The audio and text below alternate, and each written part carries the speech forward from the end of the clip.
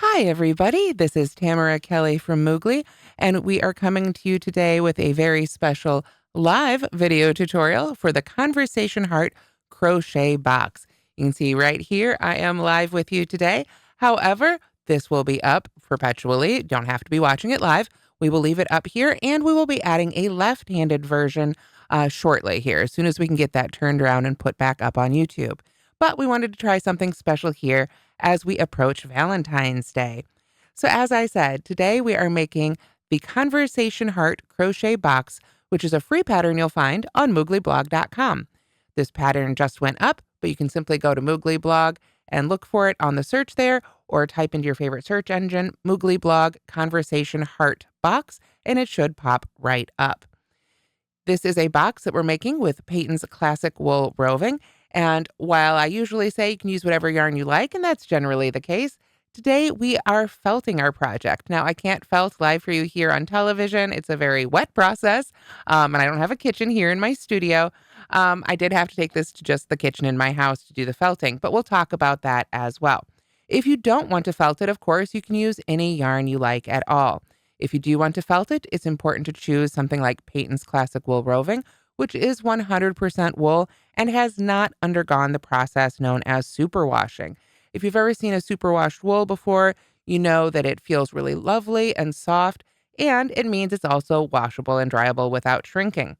We want this to shrink, so that's why we've used this particular yarn for this particular project. But again, if you don't want to do the felting thing, you can use whichever yarn you like and the hook that goes best with it. In addition to the yarn, of course, we're using a crochet hook. I'm using a USI 5.5 millimeter crochet hook. This one happens to be a twist and lock by Susan Bates. And then, of course, it wouldn't be a Conversation Heart box without some conversation on it.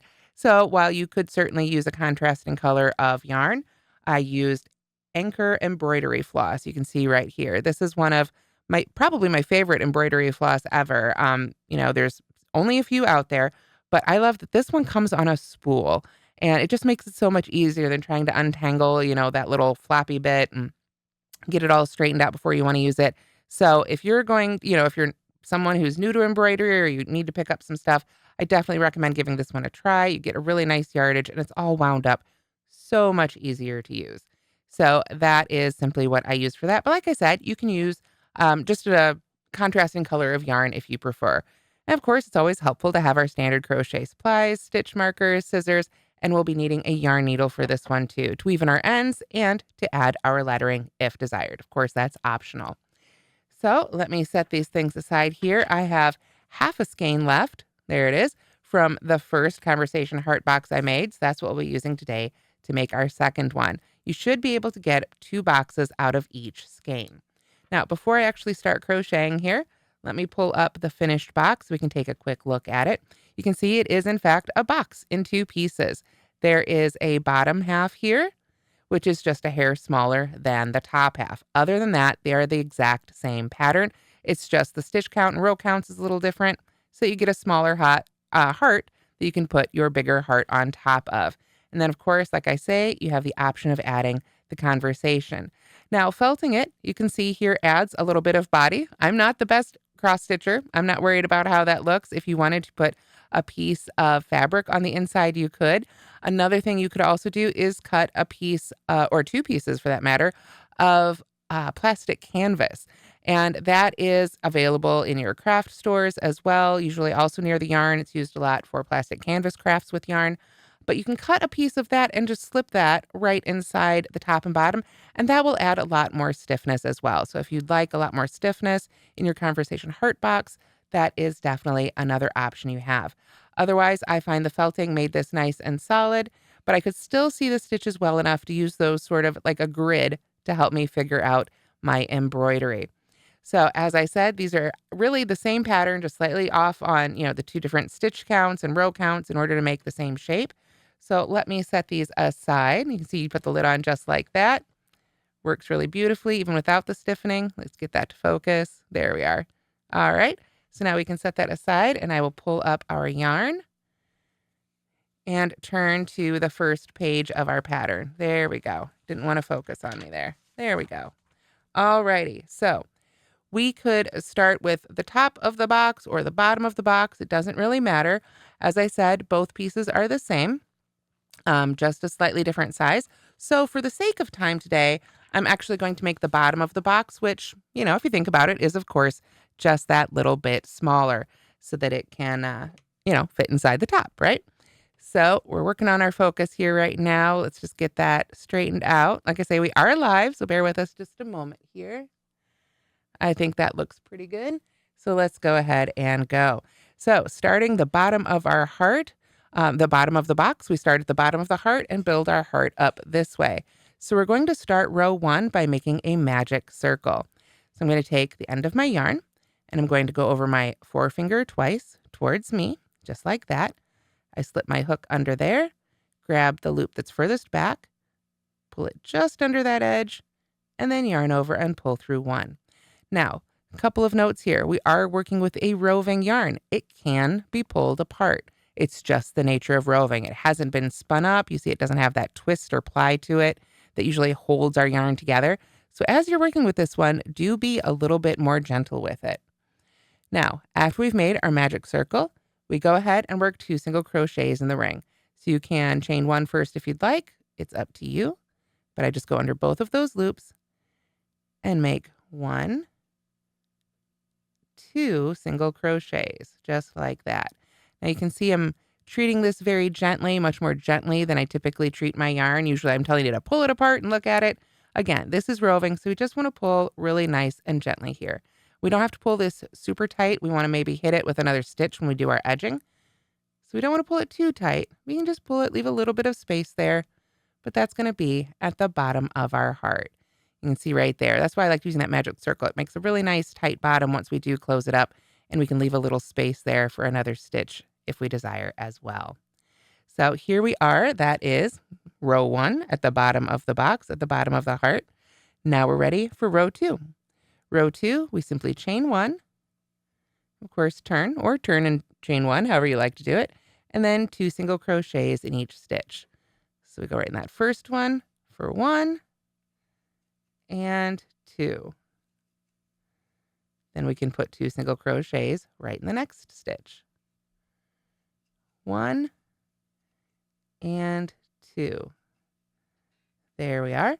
So for row 2, we have 4 single crochets.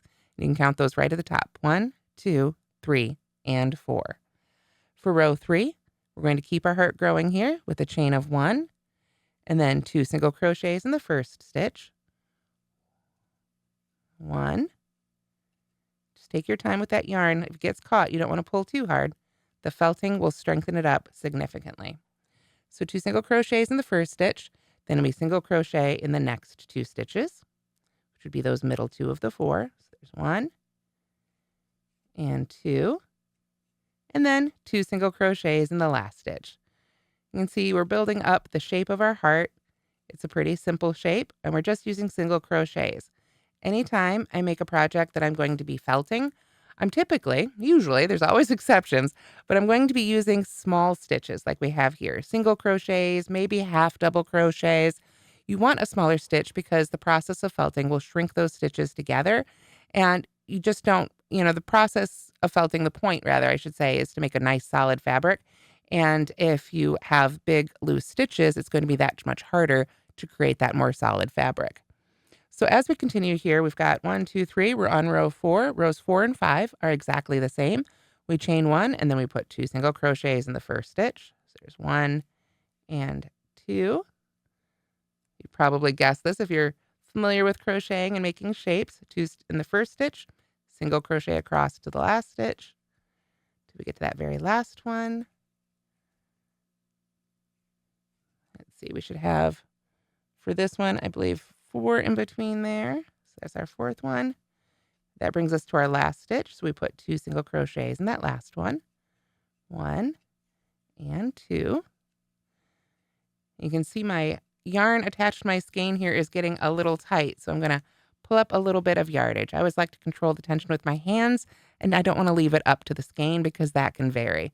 This way my stitches will be a little bit more even. So this is what it should look like at the end of row 4. Row 5. We start again. Chain 1, turn, 2 single crochets in the first stitch, 1, 2, single crochet until across until we get to that last stitch, just 1 stitch in each stitch. We only want to add stitches on the sides so that we can have that heart shape building up for us. Let's see, there we are. So thank you so much to everyone who's tuning in live, as well as to those who are watching later. We really appreciate you. Don't forget to hit that like and subscribe button. We really appreciate that as well. Here we are at our very last stitch. You can see there's 1 stitch left right here, so we'll put 2 single crochets in there. Now, if you are someone who has trouble spotting your first and last stitch of the row, and sometimes that includes myself, especially if I'm trying to multitask, a great idea is to put a stitch marker in the first and last stitch of each row. Really, you would just go ahead and put it in the first stitch of each row as you work across. Then we come to the other end. You'll know exactly where to stop because that stitch will be marked as well. So you can just move those up along the sides. If you're having trouble, if you feel like your sides aren't growing out in a really even manner, then that may really be a big help. Another thing to watch for is that as you make the first and last single crochet of each of these rows, that you make sure to pull up those loops and you don't make those a little tight. Because if you make those a little too extra tight, you'll start seeing a really significant curve in your project like that. So especially on that first and last stitch, make sure that you really pull up on those loops as you make those stitches. So let's go ahead and I'll make sure to try and demonstrate that here as we begin row 6. Row 6, however, we're done with our growing. Now on our top portion, we'd still have a couple more rows of expansion, but for the bottom, we're ready to work even. So I chain 1 and simply single crochet in each stitch across. Again, for this first one, this is what I'm talking about. I just want to make sure to pull that loop up a little extra big before I finish that stitch, and that will help prevent that curve. Of course, a little gentle curve will be pulled out by the next couple rows here anyway. Oop, there we are. It looks like I've used up most of my yarn that I already pulled up from that skein, so I'll pull up a little bit more. Now, with a skein style like this, a lot of people will try and use this as a center pull skein or a center pull ball of yarn. You can see, I think that might even be the end sticking out right there. So that can be very tempting. And believe me, I love a center pull skein as much as anybody. But again, this is roving. And until we felt it or have it worked into a fabric via crochet or knitting, it's just a little bit weaker than other yarns. It's, again, simply the nature of how it's made. It's, it's a con, but it's also a pro, just depending on what you're trying to do with it. So I recommend instead that you do as I'm doing here and you pull from the outside of that skein. It might cause it to roll around a little bit on the table, but overall, I think it's going to cause a lot less wear and tear on the yarn because you're not going to have those tangles, the yarn barf that you can occasionally get when you pull from a center pull skein that maybe isn't really meant to be a center pull skein. And you just avoid having any of those extra issues. I find it stays a lot more tangle-free if I pull from the outside. So there we are, row 6. I simply put 1 stitch in each stitch. They're single crochets. You know what that looks like. We're now working even. Row 7, we're going to increase just a little bit more again. Chain 1. So we're still increasing, but now we're making it more gentle. We don't want to just come out like this. We want to start bringing our curve up more gently. So we start row 7 with a chain 1, 2 single crochets in the first stitch. Again, make sure you pull up that loop on that first one. That will really help prevent some of those curve issues. Then single crochet in each stitch until 1 stitch remains. So back to what we were doing before. We just put a row worked even in there to sort of make that curve a little bit more gentle as we go. So you'll see that when you make the top of the box as well. These are all the same stitches and the same types of rows. You'll just have maybe a couple more stitches and a couple more repeats when you make the top of the box. Otherwise, they are the same. So I'm working my way across here. I can see there's 2 stitches left, so I'll put a single crochet in this one. Now we're at that last stitch, so 2 single crochets in the last stitch. A heart is a symmetrical object, so we want to make sure that whatever we do to one side, we do to the other side. Keep it nice and even. You can see when I made that last one, I really pulled up on that last loop, and that will help a great deal. Even if that first one's curving a little bit more, that last one, since you'll hit it back and forth every time, will help pull that straight as well. So that is what it should look like at the end of row 7 for the bottom of the box. So let me put that down for just a moment. I too need to change pages on my directions. There we are. And now we're ready for rows 8 and 9. Rows 8 and 9 are simply repeats of rows 6 and 7, the 2 rows that we just did. So let's go ahead and do those together here because I want to make sure that I have the right stitch count to set us up for the top of the heart. So row 8 is a repeat of row 6. That means we chain 1 and single crochet in each stitch across. There we are. Once again, we just want to work evenly. Make sure to take our time with this yarn in particular. Like I say, if you get any little twists like I just had there, just make sure to gently pull it out. You don't want to tug too hard. The upside is if you forgot your scissors when it's time to break your yarn, you don't have to necessarily have your scissors. You can just use your hands. But that means, as I say, we just want to be a little more gently. Now, don't get me wrong. I've used other roving yarns that were extremely delicate, that were almost, a little too scary to actually work with. This is not one of those. This is one of the stronger rovings, certainly, that I have worked with. But I just want to give you a heads up if you're somebody who uses normally acrylics or polyesters, which can be very strong. This one, will not behave the same way if you yank on it with that same strength. So we just want to treat it a little more gently. But I think the feel of it kind of encourages you to do that as well. It's just got such a really nice feel to it. So there is row 8, which is simply a repeat of row 6. We chain 1 and single crochet across. Row 9 is our repeat of row 7. So it's back to our increases, just like we were doing before. We chain 1 and turn, 2 single crochets in the first stitch. Make sure to pull that one up. 1, 2, and then single crochet across till we get to that last stitch, and then we'll increase there again as well. So there we go. Pull that through. If you find that you are using a hook that gets caught a lot, then picking a hook with more gentler edges can be helpful. Just like I like having a variety of hooks. Sometimes I want a hook that's pointier if I'm doing a stitch that, requires me to go into a more unusual spot on the fabric. Sometimes you want a blunter hook that's not going to, get caught on a fuzzy yarn as often. So that is something else to think about too. So here we've come to the end of that row. We've got 1 stitch left. So I'll put 2 single crochets right in there. 1 and 2. Again, make sure you pull up on that last one. There we go.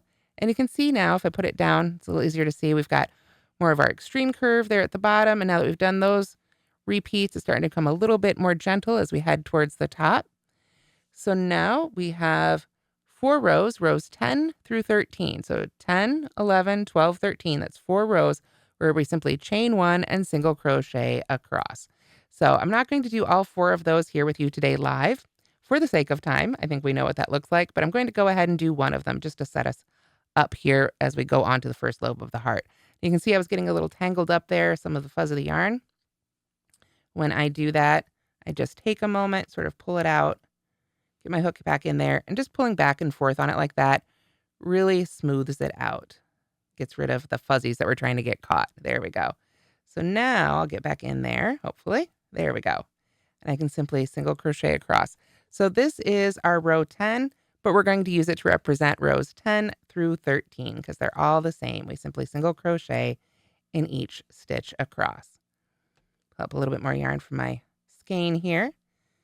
As I mentioned at the beginning, you can get 2 complete Conversation Heart Crochet Boxes out of 1 skein of Patons Classic Wool Roving. So that's both the top and the bottom.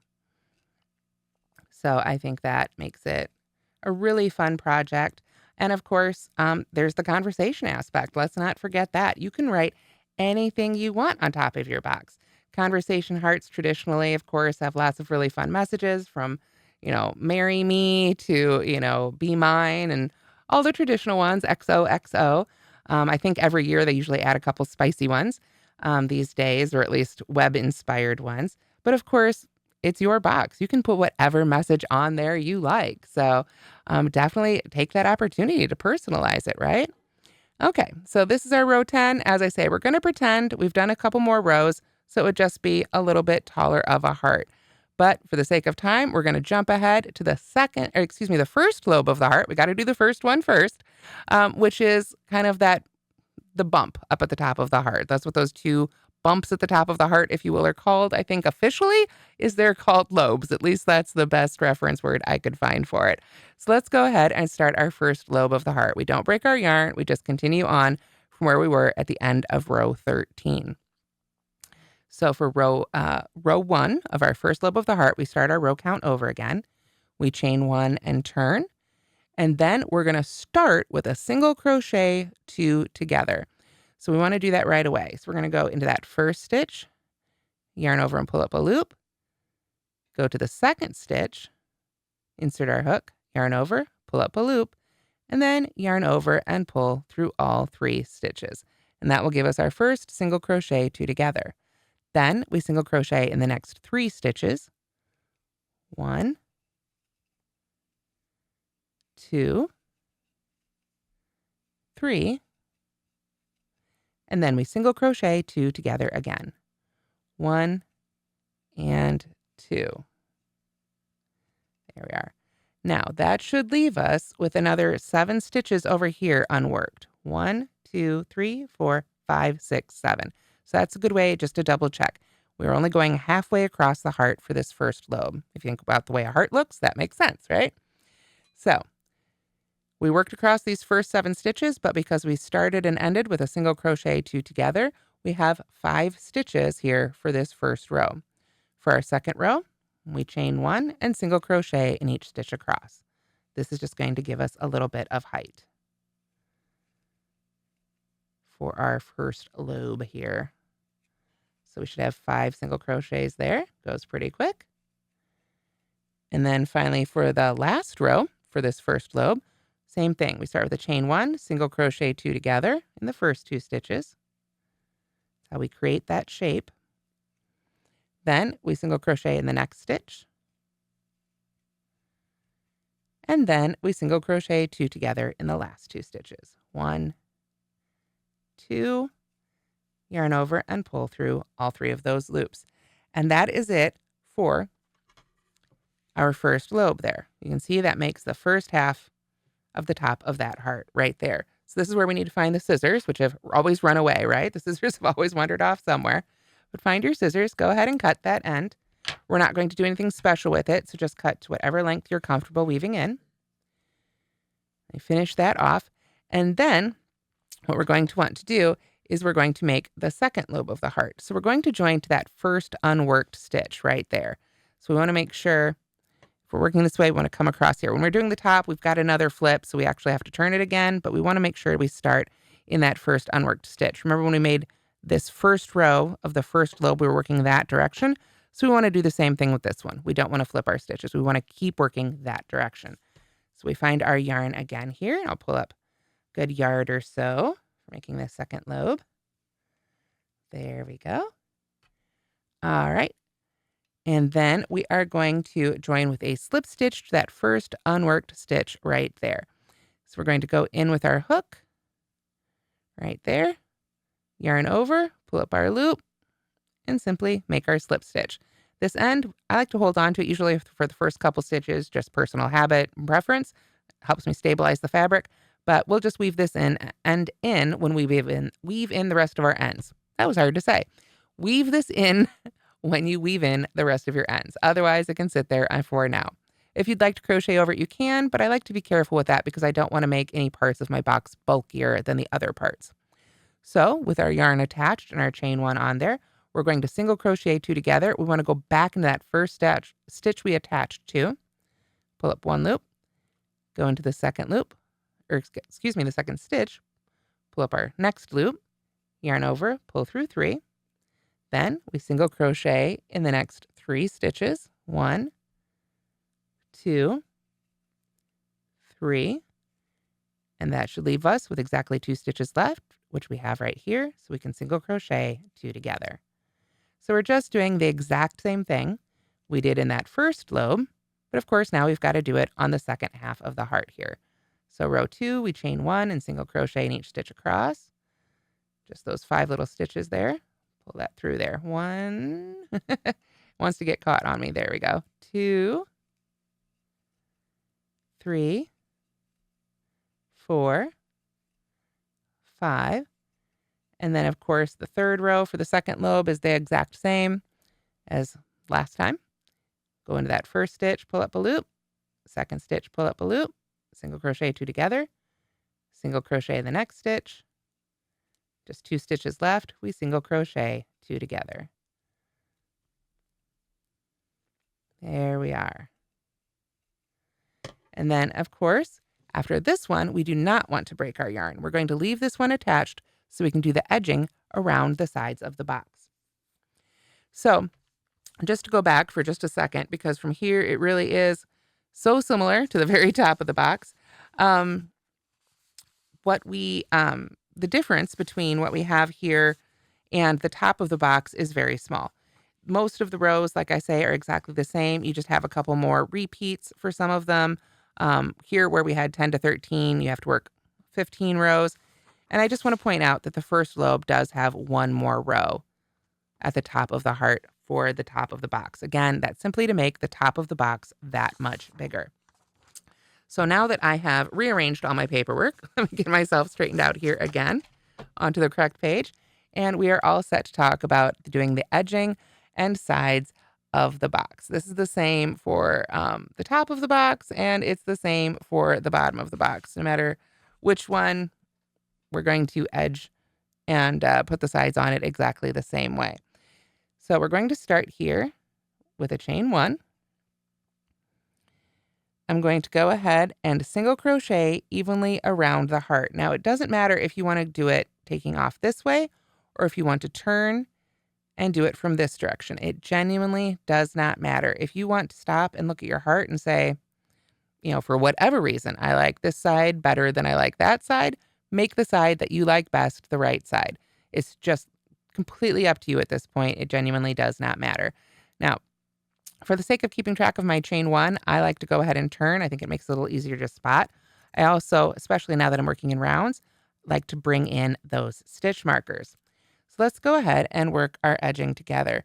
Again, we simply chain 1 and working whichever direction around the heart you prefer, we're going to single crochet evenly around. I'm not going to worry too much about stitch counts here at all. It really doesn't matter. It's just going to be whatever looks good to you. Now, I have a few rules that I typically follow while I'm edging something, things that make it work out best for me. But of course, you should, with your own personal gauge and tension level, do what works best for you. When I come to a stitch, like I have here, of course, I'll just single crochet right into it, because that's what we're doing here is single crochets. So that part's easy enough. And then, since these are single crochet rows, I'm going to try to work a single crochet in the side of each of these rows. So this is the row I'm making right now. This is my round. That's why I like to have it marked too. It helps remind me. So I know that this is actually the top of that first row here, that row 3 of the lobe. So I'm going to make sure to put a stitch in the side of that row, then a stitch in the side of the second row, because I know there were 3 rows there, and a stitch in the side of that third row. And again, I'm just kind of eyeballing it here. Now this tail end is here. I can take a moment if I want to. Let me pull that loop out of the way here. If I want to, go ahead and weave it in, or I'm just going to take a moment for now, use my hook to pull it to the back. Once all my ends are on the back, then I always know which side is the back. So we just continue crocheting evenly around. When I get to this point right here, I work into the side of one row, then I jump over here, work into the side of that other row. But really, it's like I say, whatever you think looks best for you, however you like to do it. There isn't a specific row count, but that is certainly what works best for me and what I typically recommend. So, hi everybody again. Welcome to everybody who's tuning in live. Thank you so much for joining me today. If you are watching this in the recording, do feel free to leave comments and questions below in the comments. I always like to come back to those, and I do try and answer those later. We're back up at the top of our lobes here, so I've got some more stitches I can simply crochet right into.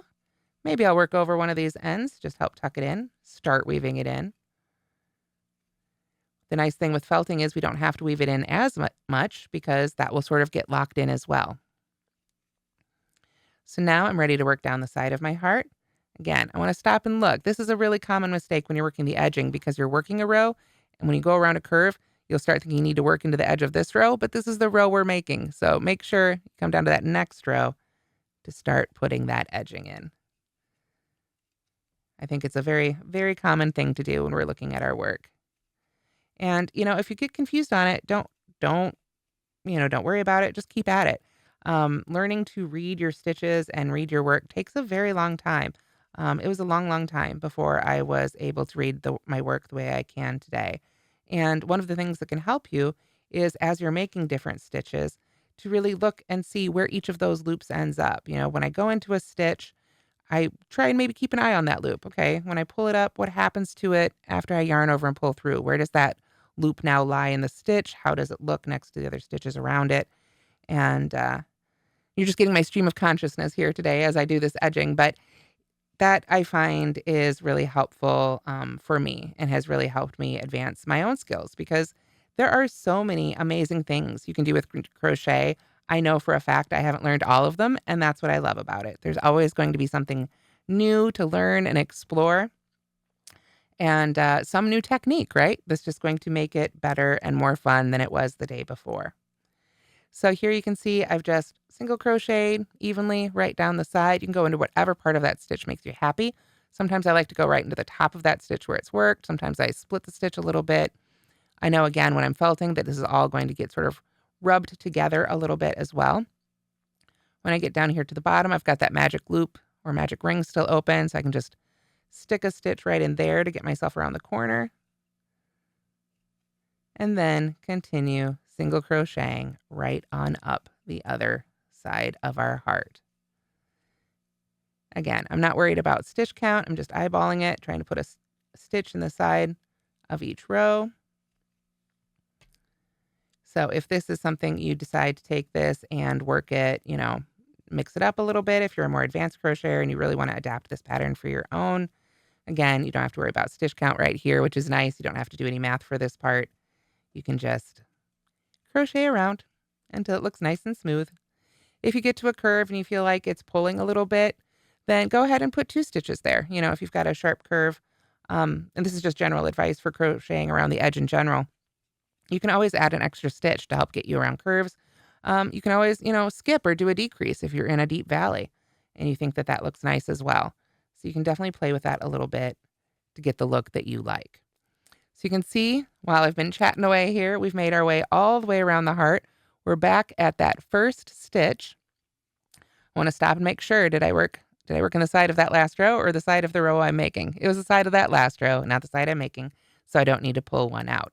Now, before I join with a slip stitch, I'm going to grab a second stitch marker here, if my fingers will let me. There we go. And I really like when I'm working in the round like this to put a stitch marker in the first and last stitch, again, of each round. Now, when we do that in rows, it's to help us know where to end. And when we're working in rounds, it can do the same thing. And it can be even more helpful because when we're working in rounds where we're joining with a slip stitch, that slip stitch can end up looking visually like another stitch. And then we start working into it like it's a stitch and things start increasing and don't have the right shape or stitch count anymore. And this can just help you avoid that whole issue. Now, when we come back around, we'll know this is the last stitch to work into, and that's the first stitch to work into, not that slip stitch that we're about to put in between. So let's go ahead and make that now. I'm going to go into that first stitch and slip stitch to finish off that round. So now we have added round 1 of our edging, and now we're ready to begin the sides that are going down the sides of the box. So for this one, I like to add just a little bit of a detail. It's a subtle one. Let me grab the finished box so I can show you how it looks in the finished box. But if you look right here, you can see there's that little row of stitching right there, if you will. And that's what we're going to do in this next row. It's a very small detail, but I think it really adds a really nice finished touch. So for round 2, we're going to go ahead and chain 1, and we're simply going to, oh, there's one of my hairs. We're simply going to single crochet in each one of these stitches as we work our way around, but we're going to do it in the back loop only. So that will leave that front loop to create that really nice effect. So let me pull this first stitch marker out of the way. And let me pull this up a little closer here.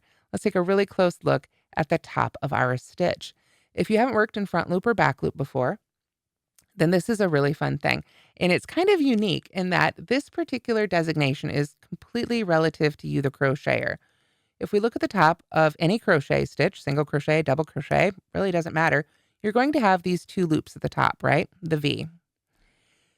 The loop of that V that is closest to you is the front loop. The one that's furthest away is the back loop. If I were to flip this over, now this would be the front loop and this would be the back loop. It is completely relative to how you are looking at the fabric. That can cause confusion in more complicated patterns, but luckily for this one, it's pretty simple. We're going to want to crochet under the back loop only for this particular round. So I've already got my chain 1 here. So to do that, I'm just going to pull that here a little bit closer so we can see, and I'm going to put my hook right in the middle of the stitch so that it goes under just that back loop, just like that. You can see there's that front loop of the stitch right there, completely uninvolved in what's happening. So we yarn over and pull up our loop and finish our first single crochet. So you can see right there is that front loop left unworked, and that's what's going to create that really nice edge. Now, since I just finished my first single crochet, I'm going to go ahead and put my stitch marker in it. There we go. Pull up a little bit more yarn. And now we continue on around. We're just going to work under that back loop only. So we want to take our hook each time and just go right at the top of the stitch there, so we just catch that very back loop. Now, funny story about working under the back loop. When I very first learned to crochet, I first tried to teach myself from a pamphlet, and that did not go well. But then I was very lucky to meet someone who was able to show me the single crochet, and that was literally it. We had about 5 minutes, but boy, did it click. The part that didn't click was that she was working under both of those top loops. For some reason, I had it in my head, I had picked up, I thought all stitches were made under just this back loop. I ended up starting probably the world's heaviest single crochet, back loop only, queen size blanket, and about 14 skeins and 3 feet into the blanket realized that you could work under both of those top loops. And not only would my yarn go a whole lot further and that blanket weigh a whole lot less, but it would just give more of the look that everybody else was getting in their stitches. So, if you're somebody who's just now realizing you're supposed to work under those top 2 loops, you're certainly not alone there either. But once I learned how to use those 2 loops on purpose, I really have enjoyed seeing the effects you can get by choosing to work under just one of them. So this creates a really lovely, just a nice little line, I think, as a little visual appeal to our finished project. So now, since I'm making the sides of the box, a little note here as we come to the bottom. If you're an experienced crocheter, your inclination might be, well, I need to add a few stitches here to get around the curve, right? But we're making the sides of the box. We want these to be going down now in a different direction. So we don't want to increase at all. We want to make sure to just work one stitch in each stitch as we make this round. No matter what we did in the last round to make it nice and smooth, in this round, we want to start going the other direction. So we don't want this to come out super flat. Now you can see it's sticking out a little flat right now, and that will improve as we make the next few rounds.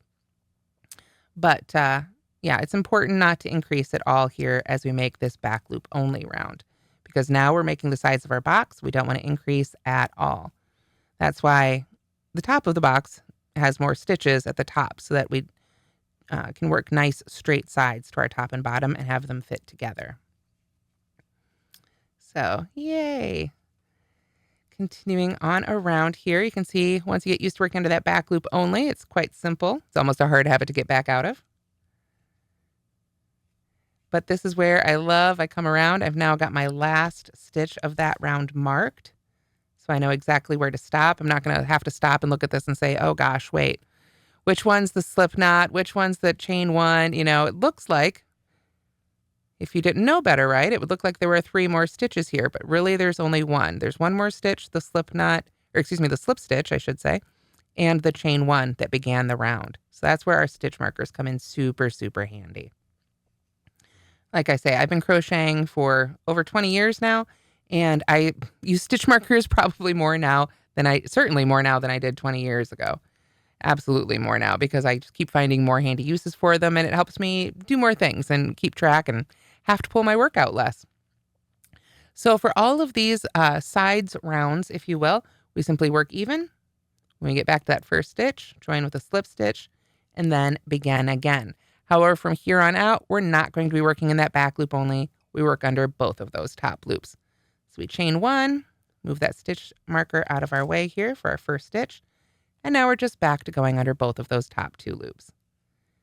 It was just the one round to create that really nice effect, kind of at the edge of the top and bottom, for that matter, of our box.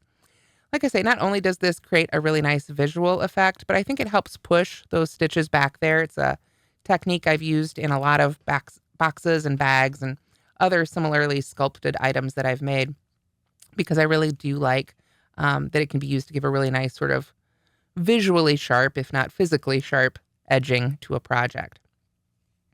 So as I say, here we are, we're just building up the sides of our box.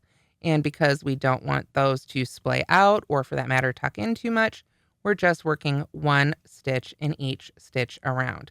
So if you wanted to customize the size of your box, you could absolutely add more rows.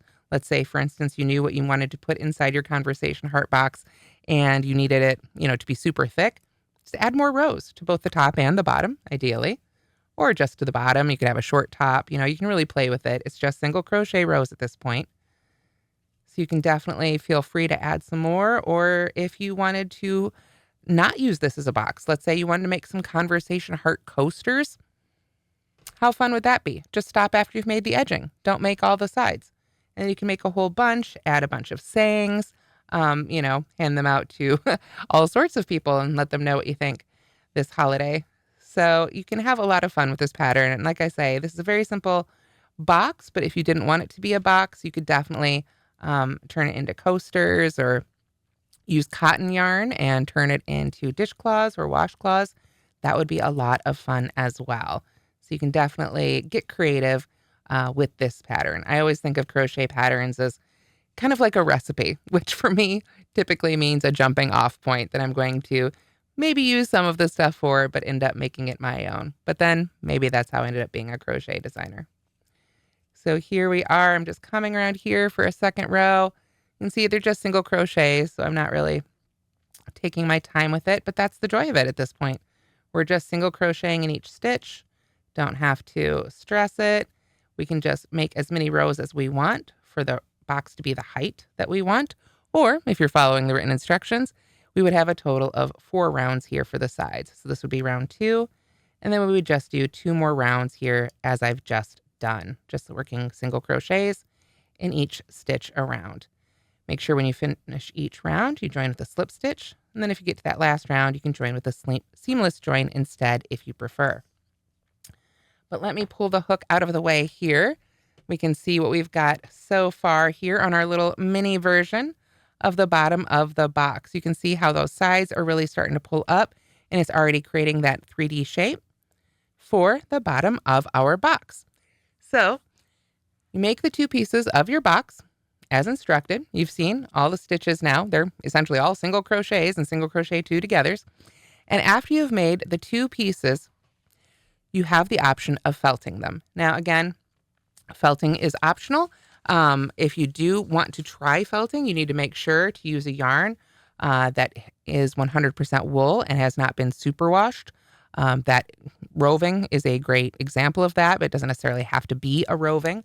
But it cannot be a superwash wool, or it simply will not do it. You want something that wants to shrink, essentially, right? The things we usually want to avoid when we're making a sweater is what we want for a project like this. So along with the written instruction, I've included instructions for doing this with a washing machine, as well as doing it by hand. Now, but doing it with a washing machine, typically, I think people use the top load machines with an agitator. I don't have one of those. Personally, I have a front load washing machine, so I'm not able to use that method. Instead, what I do is I do my felting by hand. So I will take a large mixing bowl in my kitchen, depending on the size of the project, perhaps an even larger bowl if it was something like a purse. But for a project like this, I'll just take a large mixing bowl, fill it with the hottest water I can get out of my faucet, a little bit of dish soap, and I like to throw in a little bit of baking soda. I just sprinkle it on. I don't measure. I stir that together really well, typically with a wooden spoon, and then I will throw the pieces in there. Now, I want to make sure to note this is before I've done the embroidery. If you do the embroidery, especially, if you did it in a yarn, if you did it in a different color of the Patons Classic Wool Roving, it might shrink along. It should shrink along with the rest of the project. But this is cotton embroidery floss, so it's not going to shrink along with the rest of the project. So I want to make sure to do that after the felting. Any embellishments like that should be done after the felting. So anyway, I throw the project in there, the two pieces, I threw them in there together in the hot water because it's just the two pieces and I'm right there to keep an eye on it. And then I just take the spoon and I become my own agitator. I stir it, I kind of beat on them. Eventually, when the water cools down a little bit and it's cool enough to get my hands in there, we have really hot water in this house. When the water's cool enough, I'll reach my hands in there and I will literally start doing this. The key to felting is not just the hot water or the soap, but it's the agitation. So since I did this by hand, it's not highly felted. This is really more of a lightweight felting. If I had a machine or if I had simply spent more time with my hands, I probably could have gotten this an even tighter, more solid fabric. But I stopped where I was happy with it. And that's the great thing about felting. Whatever method you're using, you want to check on it every 10 to 15 minutes. Let's be honest, if you're doing it by hand, it's going to be every 3 to 4 minutes, just because that's the nature of doing this sort of thing by hand, right? But you just want to check on it when the fabric gets to the point where you like the looks of it. This is pretty solid. You can see it's not completely solid, but it's pretty solid. Then you can go ahead and stop. I like to do the two pieces, especially when there's two pieces like this that need to work together, that need to fit together.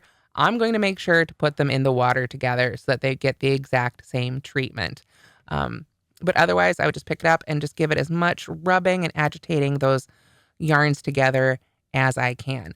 The reason felting works really quickly is because, again, 100% wools, like this one, you need to look for that on your label, wherever it is. It's on here somewhere, I'm sure. Somewhere on here it says 100% wool. There it is, 100% pure new wool. The reason that you need to have wool that has not been treated with a superwash process is because wool naturally has hooks to it. If I were able to pull out a microscope for this fiber, we would be able to see that there are tiny little hooks on the surface of the yarn. That's just the nature of wool itself. That's one of the reasons wool has a reputation for being so itchy, right? The superwash process smooths that out.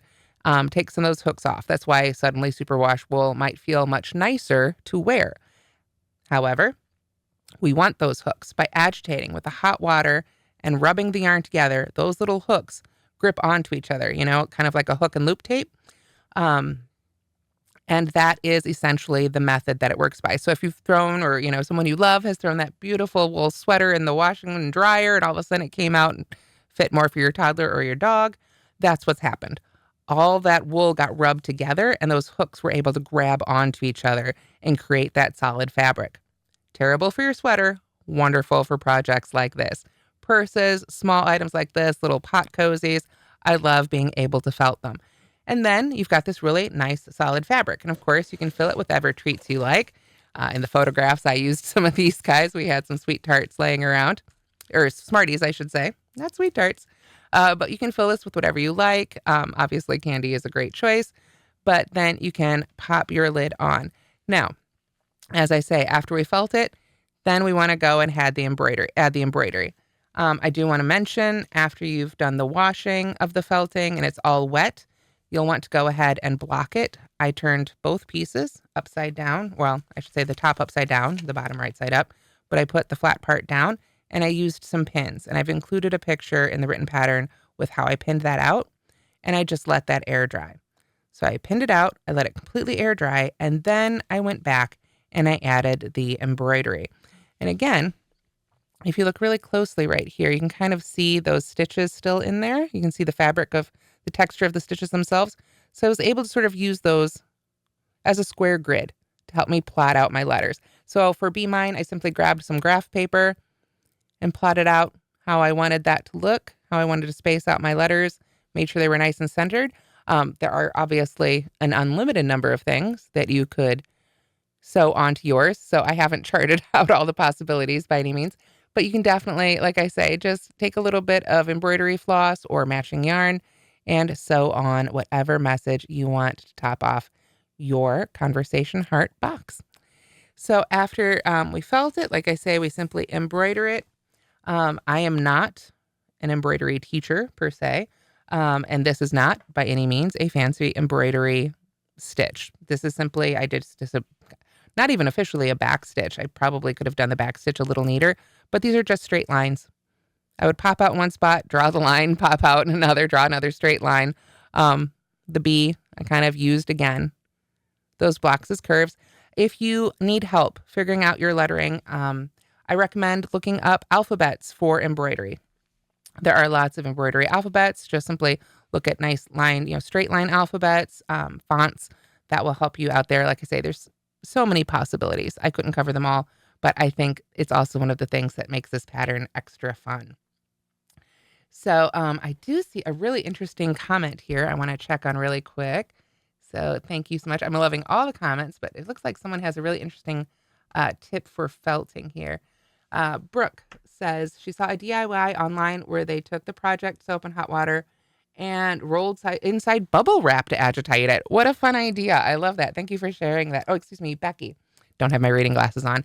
Becky, thank you for sharing that so much. That's a great tip. I love that idea of rolling it in bubble wrap. That's a really fun idea. I put on gloves to help me get in there when the water was still a little hotter than my hands really liked. It's whatever works for you. And again, the felting itself is optional. It can be a little scary, I know. If you've never felted before, I know I was scared the first time I did it. I was very nervous.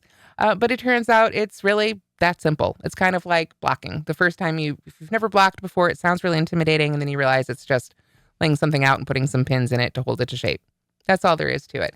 So feel free to give it a try. Small project like this is a great way to do it. Again, it's a one skein project, really a half skein project made with Patons Classic Wool Roving. So you can, get a couple of these out of here and even make some smaller hearts and felt those just to give away some pretty little hearts this holiday. Someone asked, mine is too fuzzy. How do you take the fuzz away? The fuzz is part of felting typically. But if you wanted to shave it down with one of those sweater shavers, you should be able to take off a little bit of the fuzz with one of those as well. So I want to thank you guys so much for joining me today for this uniquely live video tutorial for the Conversation Heart Crochet Box. We will be getting a left hand version up here shortly, so be sure to check the channel for that. And I want to hope you have a wonderful Valentine's Day, everybody, and we'll see you next time. Thanks so much. And once again, don't forget to like and subscribe.